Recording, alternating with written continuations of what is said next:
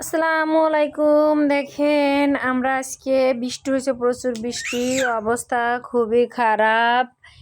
আর আমরা জামরুল পাড়তে চলে আসলাম। গাছের জামরুল বৃষ্টি পেয়ে একদম পেকে গেছে।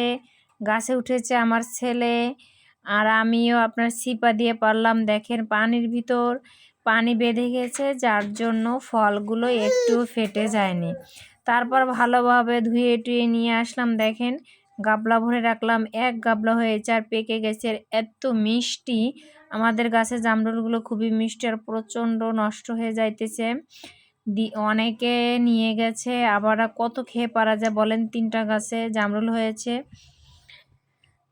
আর আমাদের কাছে জামরুলগুলো দেখতে দেখতে দেখেন মাছ নিয়ে এসেছে, একদম ফ্রেশ টাটকা মাছ। এগুলো এখন আবার কাটা লাগবে। একদম সোনা চেলা বলে আমরা যেটা, চাপলি মাছের মতন। আবার কইরা পুঁটি বলি আমরা যেটা, ওইটা। এই যে আবার অনেকগুলো দেখেন তেলাপিয়া মাছও পেয়েছিলাম। যাক, 2 বোনে কুটে তারপর আমরা আজকে সারাদিন মাজা একদম লেগে গেছে।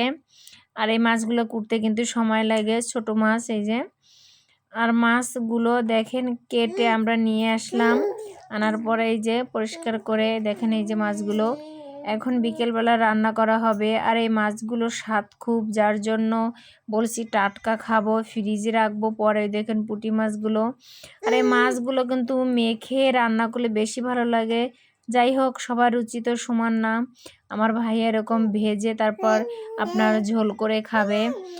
আর আমরা তো আলু কুচি দিয়ে যদি রান্না করা হয় তাহলে তো ভালো হবে। অবশ্যই আপনারা কমেন্টে জানাবেন আপনারা ভেজে খান নাকি আপনারা এরকম মাখায় জখায় ভালো লাগে বেশি চচ্চড়ি করলে।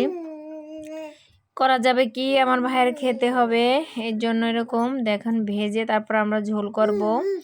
আর এত টেস্ট, এত মজা হয়েছে কি বলবো। এখন একটু হালকা পানি দেওয়া হলো, বেশি পানি রাখা যাবে না, ঝোল। এই যে চচ্চড়ি হয়ে গেছে আমাদের। রান্নাটা কেমন হলো, আজকের ব্লগটা এতটুকুই ছিল। ভালো থাকবেন সবাই।